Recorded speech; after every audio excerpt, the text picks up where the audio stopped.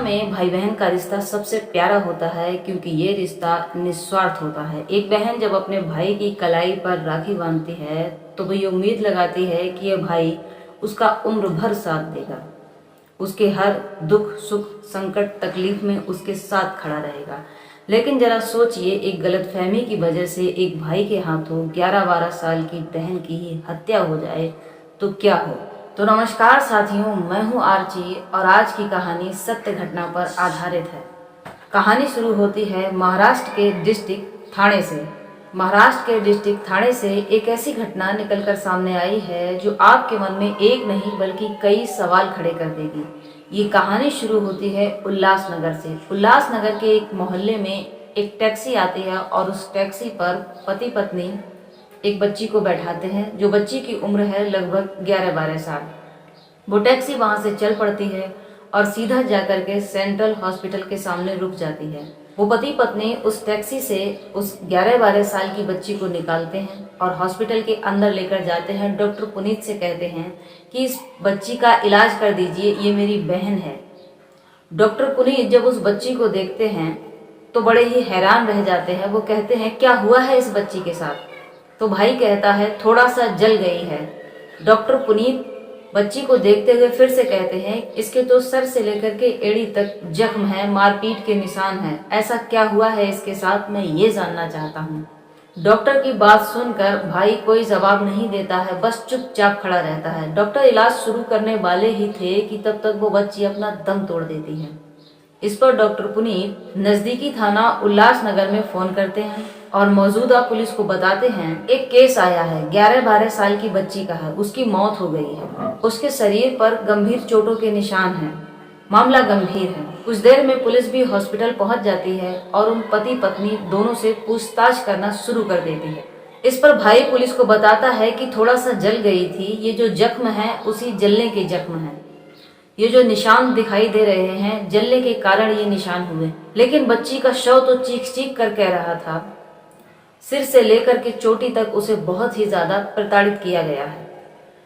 शव को देखते हुए पुलिस को जब संतोषजनक उत्तर नहीं मिलता है तो वो पति पत्नी दोनों को हिरासत में ले लेते हैं और हिरासत में लेने के बाद जब सख्ती से पूछताछ करते हैं तो पति कहता है कि मेरी बहन का किसी के साथ चक्कर चल रहा था, वो अपना मुंह कहीं से काला करवा कर आई थी और मैंने कई बार ये बात उससे जानने की कोशिश की लेकिन उसने नहीं बताया। इसी के चलते मैंने उससे थोड़ी सी मारपीट कर दी थी, ये उसी मारपीट के निशान हैं। इस जवाब को सुनने के बाद पुलिस ये कहती है कि तुम जरा मुझे ये बताओ कि तुम्हें ये कैसे पता चला कि तुम्हारी बहन का किसी के साथ कोई चक्कर चल रहा है। इस पर भाई कहता है कि एक रोज मैं जब सुबह बाथरूम में नहाने के लिए गया तो वहां पर ब्लड पड़ा हुआ था। मैंने वापस आकर अपनी पत्नी से पूछा कि क्या तुम्हें कोई तकलीफ है, दिक्कत है, बाथरूम में ब्लड पड़ा हुआ है। तो मेरी पत्नी मुझे बताती है कि मुझे दिक्कत या तकलीफ कुछ भी नहीं है, दिक्कत तकलीफ तो तुम्हारी बहन को है, वो अपना मुंह कहीं से काला करवा कर आई है, इसलिए उसे आज ब्लीडिंग हो रही है।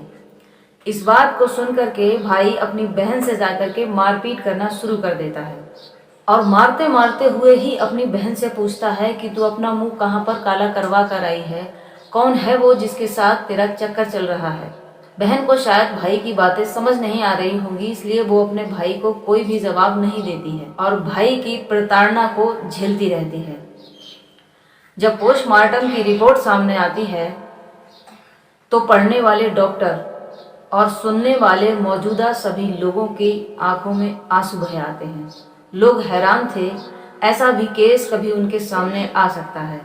दरअसल उस 12 साल की बच्ची का किसी के साथ कोई चक्कर नहीं चल रहा था, उसे उसकी लाइफ का पहला पीरियड्स आया था जिसे उसकी भाभी ने कुछ और ही नाम दे दिया और भाई के हाथों एक बहन की हत्या करवा दी। जिस वक्त उस बहन को सबसे ज्यादा प्यार और स्नेह की जरूरत थी, उस समय उसका भाई उस पर कहर ढा रहा था, उसके साथ मारपीट कर रहा था, उससे ऊटपटांग सवाल पूछ रहा था। रिपोर्ट में सामने आता है कि उसने एक नहीं बल्कि 3 दिन लगातार अपनी बहन को प्रताड़ित किया है। पहले दिन वो थप्पड़, घूंसों और लातों से तब तक पीटता है जब तक कि वो थक नहीं जाता है। दूसरे दिन वो अपनी बहन को डंडे से पीटता है वो रोती रहती है, चीखती रहती है, चिल्लाती रहती है। भाई को उस पर कोई दया नहीं आती है, बराबर उसको उस डंडे से पीटता रहता है। यहाँ पर भी उस भाई की दरिंदगी खत्म नहीं होती है। तीसरे दिन उसने रोटियां सेकने वाले चिमटे को गर्म किया और अपनी बहन को जलाना शुरू कर दिया। ये काम उसने एक बार नहीं बल्कि कई बार किया और अपनी बहन के शरीर के कई हिस्सों को जलाया, कभी हाथ पर तो कभी गर्दन पर, कभी चेहरे पर तो कभी पैर पर। इस तरह से वो अपनी बहन को गर्म चिमटे से प्रताड़ित करता रहता है। चौथे दिन सुबह जब इस बच्ची की सांसें थमने लगती है तो भाई को ये लगता है कि कहीं ये मर न जाए, इसलिए वो सेंट्रल हॉस्पिटल में आकर के उसको भर्ती करवा देता है। लेकिन इलाज के शुरू होने से पहले ही हॉस्पिटल आकर वो बच्ची दम तोड़ देती है। बच्ची की शरीर की चोटें तो पोस्टमार्टम रिपोर्ट ने बयां कर दी थी, लेकिन उसके मन के जख्मों को उसके अलावा कोई नहीं समझ सकता। जब ये बात उस बच्ची के पिता को पता चलती है तो पिता का रो रो कर बुरा हाल हो जाता है और वो पुलिस को बताते हैं कि जब इसकी माँ का देहांत हो गया था, यानी जब बच्ची की माँ गुजर गई थी, तो पिता ने अपनी बच्ची को अपने बेटे और बहू को सौंप दिया था और ये कहा था कि वहां पर इसकी पढ़ाई अच्छे से चल सकती है। मैं इसे यहाँ पर अच्छे से पढ़ा लिखा नहीं सकता हूँ, साथ ही साथ ये बच्ची अपने भाई के साथ मुझसे ज्यादा सुरक्षित रहेगी। इस बेवकूफ भाई ने अपनी बहन की जान ले ली। सारी घटनाएं उसी घर में भाभी के सामने हो रही थी और भाभी को पता था कि उसकी ननद को आज पहला पीरियड्स आया है, लेकिन उसने फिर भी अपने पति को नहीं रोका। इसलिए इस हत्या में जितना कसूरवार उसका भाई था, उतना ही कसूरवार उसकी भाभी को भी माना गया और धारा 302 के तहत हत्या का केस दर्ज किया गया। आज दोनों पति पत्नी सलाखों के पीछे हैं। अब सवाल ये आता है, क्या हम आज भी इतने पिछड़े हुए हैं जो इस तरह की घटनाएं हमारे सामने आए?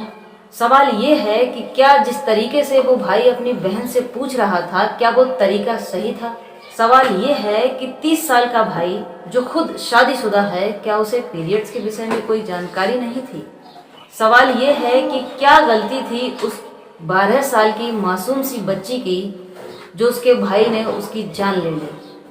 आप सभी से निवेदन है, खास तौर से उन लोगों से जिनके घर में छोटी छोटी बेटियां हैं, बढ़ती उम्र में अपनी बेटी को शिक्षा के साथ साथ उनके शरीर में होने वाले परिवर्तनों की भी उन्हें जानकारी दें। साथ ही साथ पीरियड्स के स्टेज पर पहुंचने से पहले उन्हें पीरियड्स के विषय में बता दें और ये भी समझाएं कि ये कोई छिपाने वाली बात या बीमारी नहीं है, ऐसा हर लड़की के साथ होता है।